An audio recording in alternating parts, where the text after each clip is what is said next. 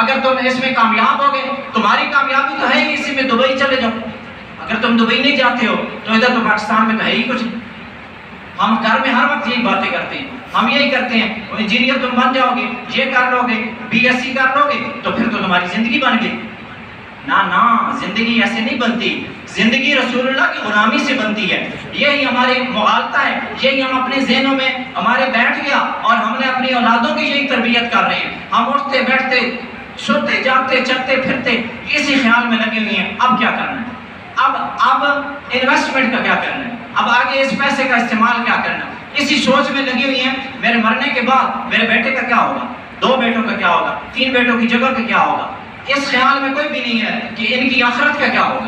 کیا ہم یہ سوچ رہے ہیں؟ میں نے آپ سے سوال کیا کہ آپ میں سے کون ایسا ہے، تو کوئی اللہ ماشاءاللہ 1-2 بندے نے ہاتھ کھڑا کیا، تو ہم میں سے کوئی بھی، حقیقت بات یہ ہے ہم دین پہ چلنا خود نہیں چاہتے۔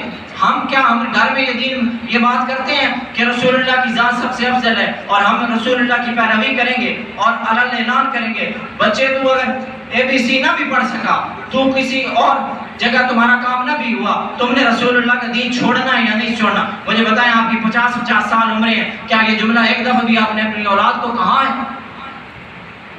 یہ آپ کو میں نے صرف فکر دینی ہے۔ تو اللہ تعالیٰ کی ذات نے یہ فرمایا، اللہ تعالیٰ نے کوئی احسان نہیں جتایا قرآن پاک میں۔ ساتھ بیٹھے ہیں اسلام میری کر دیں گے، لقد من اللہ علی المؤمنین، سب احسان صرف ایک ہی جتایا، اور وہ کیا کہ مومنوں پر احسان کیا کہ ان میں رسول بھیجا۔ احسان صرف رب نے یہ احسان ہمیں بتایا کہ میں نے تم پر یہ احسان کیا کہ تمہارے اندر رسول اللہ کو مبعوث فرمایا۔ رسول اللہ کو رب احسان کہہ رہا ہے، ہم گھر میں بات ہی نہیں کرتے ہیں۔ ہم یہ کہتے ہیں کہ اگر ہم مولوی بن گئے تو پھر تو یا ہم دین پہ چلنے لگے اور تو پھر ہمارا بنے گا۔ پھر دوسرا کام کیا کرتے ہیں، جو آج کے فتنوں میں سے ایک فتنہ تو یہ ٹی وی ڈبہ میڈیا آپ کے سامنے ہے۔ ایک فتنہ یہ ہے جو وہ زبان بولتا ہے وہ زبان بولتے ہیں، ہم اسی کی راہ پہ چلتے ہیں، یہ تو فتنہ ہو گیا۔ دوسرا یہ کام شروع ہم نے کر دیا، ہم نے علماء پہ تنقید شروع کر دی۔ اے ویکھو یہ مولویاں دی کم ویکھو، اے ویکھو 70 سال ہو گئے نہ کہ کیتا۔ او مولوی کا کام کلمہ حق بلند کرنا ہے، ماننا نہ ماننا، ہونا نہ ہونا یہ تو بات کی بات ہے۔ مولوی جو بھی کرے گا، تم نے کیا کیا؟ آپ لوگ اپنی سلپ میں دیکھیں، میں ایک بات کرتا ہوں، آپ لوگ اپنی سلپ میں دیکھیں اور سلپ دیکھ کے اس میں فیصلہ کریں، وہاں پہ 800 700 900 600 500 ٹیکس لگا ہوا ہے، اس کا انکم ٹیکس۔ مجھے بتائیں آپ میں سے وہ بندے جو 800 1000 روپے ٹیکس دیتے ہیں، انکم ٹیکس کی بات کر رہے ہیں، کیا وہ 1000 روپے منتھلی دین کو بھی دیتے ہیں؟ ہم اپنی بچی کی شادی پہ 10 لاکھ روپیہ خرچ کرتے ہیں اور اپنی ناک بچانے کے لیے اس کو بھی بلاؤ، یہ کام بھی کرو، فلاں حال بھی بک کراؤ، یہ بھی کرو، یہ بھی کرو، یہ سارا کام کرتے ہیں۔ مجھے بتاؤ اس 10 لاکھ کا 10% 1 لاکھ اگر بنتا ہے، فرض کریں کیا تمہاری زندگی گزر گئی 1 لاکھ تم نے رسول اللہ کے دین کے لیے دیا ہے آج تک؟ میں ایک بات کر رہا ہوں، یہ نہیں کہہ رہا کہ مجھے دیں یا اس مسجد کو دیں، یہ بات بالکل نہیں کر رہا، میں اس سے ہٹ کے بات کر رہا ہوں، میں صرف دین کی بات کر رہا ہوں۔ یہ مت کہیں کوئی سمجھے کہ میں مسجد کی بات کر رہا ہوں، ذات کی بات کر رہا ہوں۔ ہاں آپ میں سے کوئی میرے اس پہ جو چھوٹی سی میں بات کر رہا ہوں 10 منٹ 5 مجھے 1 روپیہ بھی آپ میں سے کسی نے نہیں دینا، نہ ہی میں نے لینا ہے۔ میں صرف بات یہ کر رہا ہوں، آپ کی بات کر رہا ہوں۔ بچے کی شادی پہ آپ نے 10 لاکھ روپیہ لگایا، لیکن اس 10 کا میں نے آپ کو یہ کہا کہ تمہاری زندگی گزر گئی، 1 لاکھ بھی تم نے کبھی رسول اللہ کے دین کے لیے وقف کیا؟ تو یہ کام کس نے کرنا ہے؟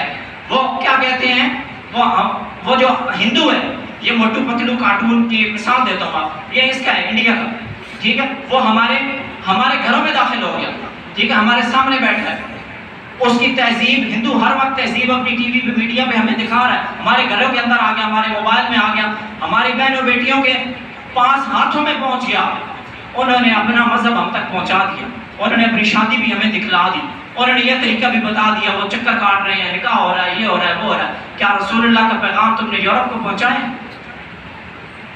تم تو روٹی روٹی کے چکر میں پڑے ہوئی، تم تو اسی چکر میں پڑی ہوئی ہے کہ اب آگے میں نے اپنے بیٹے کا کیا کرنا ہے، میں نے مرنا ہے، میں مر جاؤں گا تو اس کا کیا بنے گا؟ تم مر جاؤ گے تو تم یہ کیوں نہیں سوچتے کہ اس کی دین کا کیا ہوگا، میری آنے والی نسلوں کا کیا ہوگا؟ کیا وہ مجھے جو ہے وہ قبر میں اتارنے جوگی ہیں؟ ہم میں سے ہر بندہ یہ سوچے۔ میرا یہ نظریہ ہے کہ کم از کم بیٹے کو اس قابل ضرور ہونا چاہیے کہ وہ والد کا جنازہ بھی پڑھائے والد کو غسل بھی دے، والد کا جنازہ بھی پڑھائے اور اس کو قبر میں بھی اتارنے کی اس کو تمیز ہو، کم از کم اتنا ضرور ہو، اس کے بعد اس کے لیے وہ دعا کرے، اور وہ جب دعا کرتا رہے گا اللہ تعالیٰ اس کی بخشش کرے گا۔ اور یہی تو صدقہ جاریہ حضور نے فرمایا، ہم صدقہ جاریہ کیا، ہم جو 1,50,00,000 روپیہ چھوڑ کے مریں گے، یہ یاد رکھیے گا ہمارے جو بچے ہیں وہ آپس میں لڑیں گے، ایک دوسرے کے گریبان پکڑیں گے، اور جو اس میں سے طاقتور ہوا وہ لے جائے گا، اور یا پھر وہ آپس میں نوٹ اور لوٹ کھسوٹ کر کے آپس میں اس کو تقسیم کر لیں گے۔ تمہارے لیے کسی نے دعا بھی نہیں کرنی، تمہارے لیے دعا اسی وقت ہو سکتی ہے جب تم رسول اللہ کے دین پر بچوں کو چلاؤ گے، انہیں یہ بتاؤ گے کہ یہ دبئی جانا کامیابی نہیں ہے، یہ ڈاکٹر بن جانا، یہ 5 لاکھ روپیہ لے لینا، یہ کامیابی نہیں ہے کامیابی۔ کامیابی اس میں ہے کہ تم رسول اللہ کا نام لو، رسول اللہ کا دین بیان کرو اور ان کو چلانے کی کوشش کرو۔ دعایا نہ درتے جو بد نصیبہ، ہزارہ رگائیں چرگیندہ محمد کا در چھوڑ کر جانے والوں، ہوا نہ گزارا تو پھر کیا کرو گے، ہمیں کیا چلو تم خدا ہی کو مانو، گر خدا ہی نہ مانا تو پھر کیا کرو گے، تیرے در قدرمہ ہے جبریل اعظم، تیرا مدح خواں ہر نبی و ولی ہے، نہ کیوں کر کہوں یا حبیبی اغثنی، اسی نام سے ہر مصیبت ٹلی ہے، صبا ہے مجھے سرسرے دشت طیبہ، اسی سے کلی میرے دل کی کھلی ہے، شفاعت کرے حشر میں جو رضا کی، سوا تیرے کس کو یہ قدرت ملی ہے، تمنا ہے فرمائیے روز محشر کہ تیری رہائی کی چٹھی ملی ہے۔ رہائی کی چٹھی حضور نے لے کے دینی ہے، اور حضور آج تو اور میں اس پیسے کے چکر میں پڑ گئے، رسول اللہ اس وقت محشر میں بھی رو پڑیں گے تیرے اور میرے لیے۔ ہم ہر وقت رسول اللہ اور علماء دین کے خلاف الفاظ کے نازیبہ جو استعمال کرتے رہتے ہیں، رسول اللہ نے علماء کو انبیاء کا وارث قرار دیا، اور تم کیا کرتے ہو، تم اس ڈبے کو دیکھ کے یہ کہتے ہو مولویوں کو کیا پتہ ہے، یہ تو دین نہیں بیان کر سکتے۔ اعلان ہمارے حکمران کہتے ہیں کہ یہ علماء، ان کو تو دین کا پتہ ہی نہیں، یہ تو دین کی غلط اصلاح کرتے ہیں۔ ہم غلط اصلاح کرتے ہیں، اگر علماء غلط اصلاح کرتے ہیں، دین کی غلط اصطلاح بیان کرتے ہیں، تو پھر ٹھیک کون بیان کر سکتا ہے؟ میرا آپ سے صرف یہی کہنا ہے، فیصلہ پہلے بھی رسول اللہ کا تھا، فیصلہ اب بھی رسول اللہ کا ہے، اور فیصلہ بعد میں بھی رسول اللہ کا ہوگا۔ کیسے؟ ایک مثال دیتا ہوں، بات ختم کرتا ہوں۔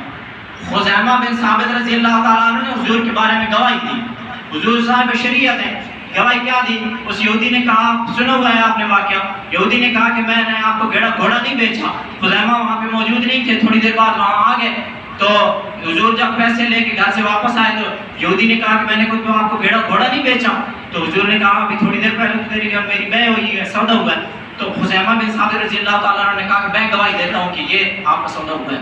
تو اگرچہ کہ وہ اس وقت وہاں موجود نہیں تھے، تو جب وہ گواہ پیش ہو گئے تو اس نے مان لیا اور ان کی بے ہو گئی۔ حضور نے فرمایا یہ وہ بندہ ہے، خزیمہ یہ وہ بندہ ہے جس کی گواہی 2 بندوں کے برابر ہے۔ یہ حضور، یہ صاحب شریعت کا مطلب یہ ہے، حضور جو فرمائے وہی ہوتا ہے، جو حضور نے فرما دیا وہی ہونا ہے، وہی ہو رہا ہے۔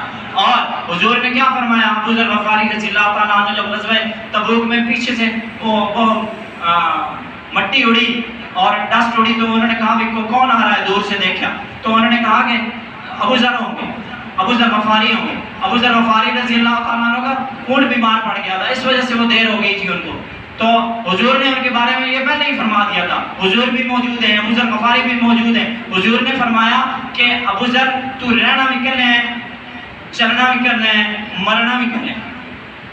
یہ حضور نے اسی وقت فرما دیا کہ تم نے زندگی میں بھی اکیلا ہی ہونا ہے، بعد میں بھی اکیلا ہونا ہے، اور تم نے اس میں مرنا بھی اکیلا ہے اور اٹھنا بھی اکیلا ہے۔ اس طرح کے الفاظ ہیں۔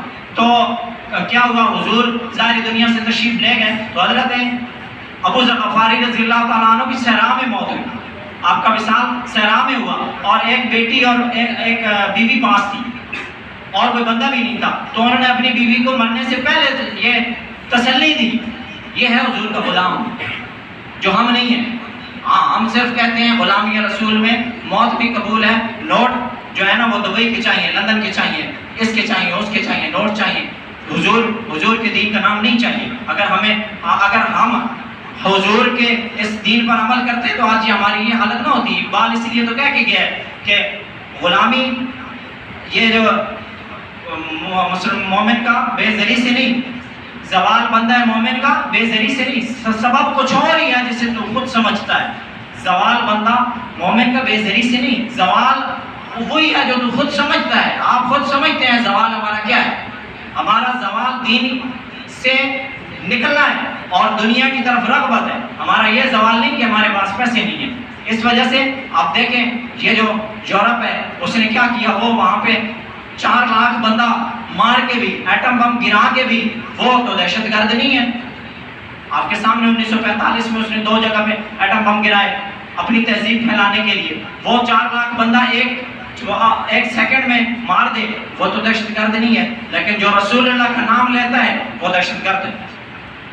یہ یورپ کی تعلیم ہے اور ہم وہی بولتے ہیں جو میڈیا پہ سنتے ہیں۔ آپ ایک مثال، آخری بندے نے کہا کہ میں برطانیہ میں رہتا ہوں اور گھونسلہ ہے میرے گھر میں، تو آپ جو ہے یہاں پہ وہ کمرہ نہیں بن سکتا۔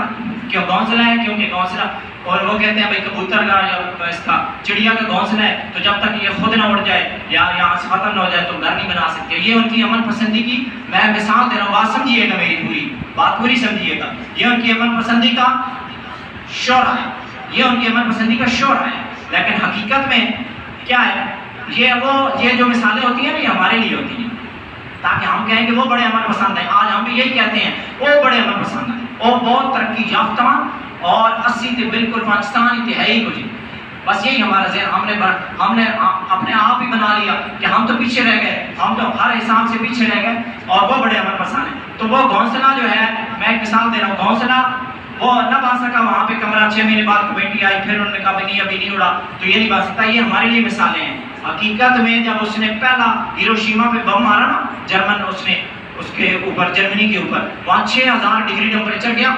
6000 ڈگری ٹیمپریچر جانے سے نا جو انسان تھے نا، وہ بھاپ بن گئے، انسان پورے کا پورا، ہڈیاں بھی نہیں رہی۔ یہ اس کی امن پسندی ہے آپ کے سامنے۔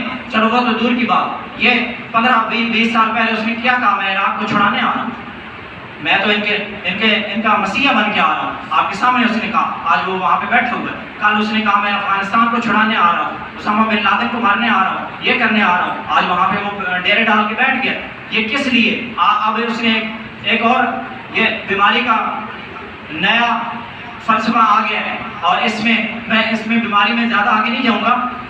اس میں ویکسین میں ڈیسائیڈ کس نے کرنا ہے؟ یورپ نے کرنا ہے۔ ہمیں کون سی ویکسین لگنی ہے، کتنے دن لگنی ہے، مہینے میں کتنی دفعہ لگنی ہے، اس کے اندر کیا ہونا ہے، یہ ڈیسائیڈ یورپ نے کرنا ہے، ہم نے نہیں کرنا۔